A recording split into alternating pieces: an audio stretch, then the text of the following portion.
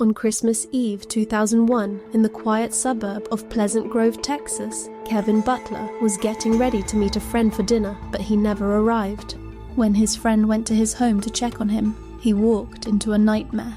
Kevin had been bound, beaten, stabbed, and brutally murdered. When police arrived, it was immediately clear that a violent struggle had taken place.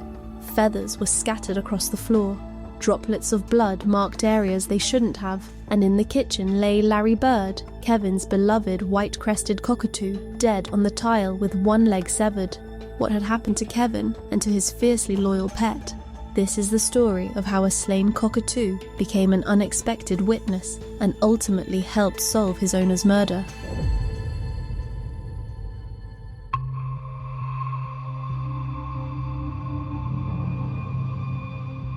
Kevin Butler was 48 years old, and he ran a small swimming pool company in Dallas. He was the kind of man who took in strays, animals, people, anyone who needed a place to stay. His sister, Kathy, often said he just had that soft heart. If an animal needed a home, Kevin found one. One of those animals was an 18-inch white-crested cockatoo with a huge personality. Kevin named him Bird, named after basketball legend Larry Bird. The cockatoo had been left behind by a roommate who had to move, and Kevin didn't hesitate to take him in. Bird wasn't just a pet, he became Kevin's shadow. Cockatoos bond intensely with their people, and Bird was as protective as they come. Friends would say, "You didn't mess with Kevin when Bird was around." That fierce loyalty would soon matter more than anyone could have imagined on Christmas Eve 2001.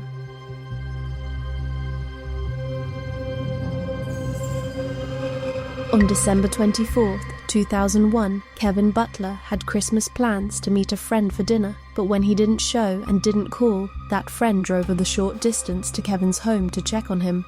What he walked into was horrific. Kevin was found in the living room, his hands and feet bound with electrical cords. He had been brutally beaten, stabbed multiple times in the chest and abdomen, and his throat had been slashed. The house made it clear this wasn't a quick attack, it was a prolonged, violent struggle. Feathers trailed across the floor. Furniture was overturned, blood marked the walls. And in the kitchen, investigators discovered Bird. The loyal cockatoo lay dead with a stab wound to his back, one leg severed, and feathers scattered everywhere. Whatever had unfolded inside that home had been chaotic and vicious, and Bird had been right in the middle of it.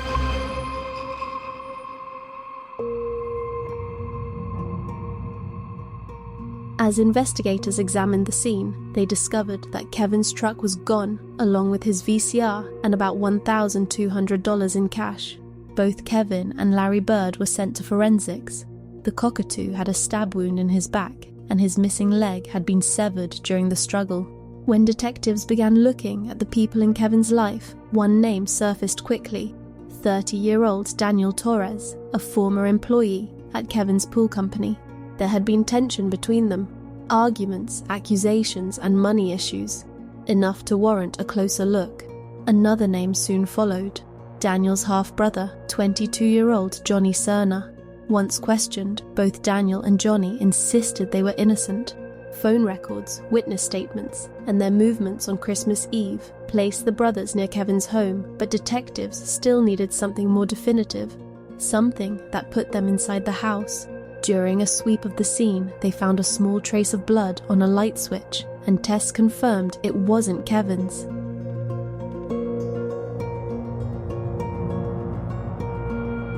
Forensic testing revealed that the blood on the light switch belonged to Daniel Torres. But how did his blood end up there? Investigators began reconstructing the scene: the feathers scattered across the floor, the overturned furniture, the small droplets of blood at head height, and then the bird's beak and claws. Technicians had recovered DNA from Bird himself, and incredibly, on his beak and claws was Daniel's DNA. It was clear that Bird had fought back. He had attacked the intruder, pecking at his head, clawing at him, doing everything he could to protect Kevin. With this new solid DNA evidence, Daniel eventually admitted as much, telling police, "He pecked me all over my head. I stabbed the bird with a fork." After that, his half-brother Johnny Serna finally claimed that Daniel was the one who slashed Kevin's throat while they searched the house for valuables.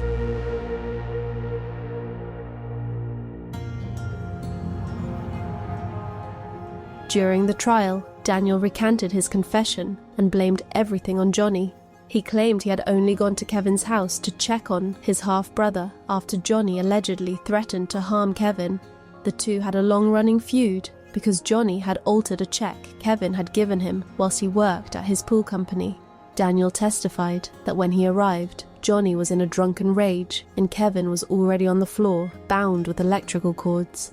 He said he cut his hand trying to wrestle a knife away from Johnny, who he claimed was jabbing Kevin with it.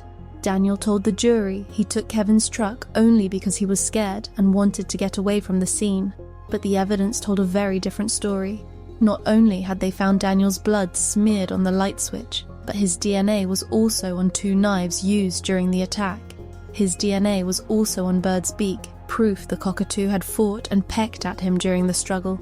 There was Daniel's earlier confession, and also Johnny's statement tying Daniel directly to the killing. The jury didn't need long.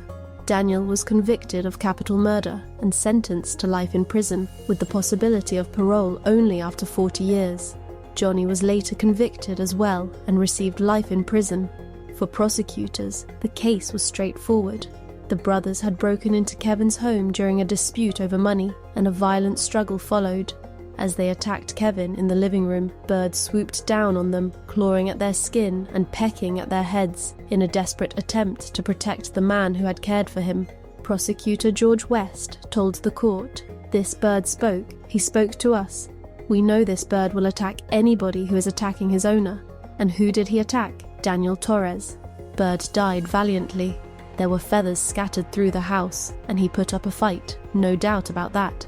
Kevin's family and co-workers told me you didn't mess with Kevin while that Bird was around. Kevin's sister, Kathy, later said that all of his animals were rescues, strays who needed care, and that Kevin loved them with everything he had. She said all of his animals were strays.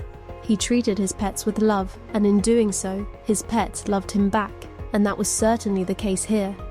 I know this case is shorter, but that doesn't make it any less important.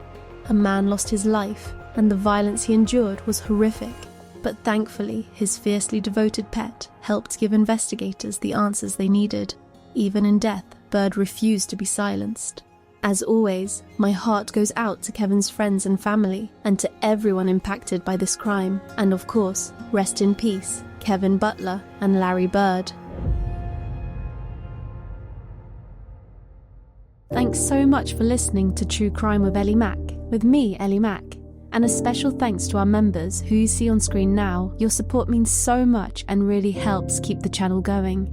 If you're watching on YouTube, please subscribe to the channel and like the video. And if you're listening on Spotify, Apple Podcasts, or anywhere else, a rating and a follow really help the show grow. See you next time.